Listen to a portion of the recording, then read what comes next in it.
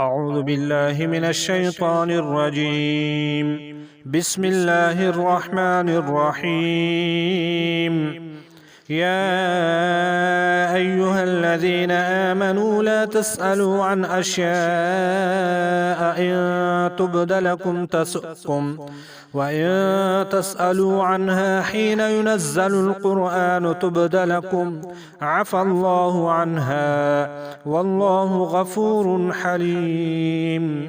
قد سألها قوم من قبلكم ثم أصبحوا بها كافرين. ما جعل الله من بحيرة ولا سائبة ولا وصيلة ولا حام، ولكن الذين كفروا يفترون على الله الكذب وأكثرهم لا يعقلون.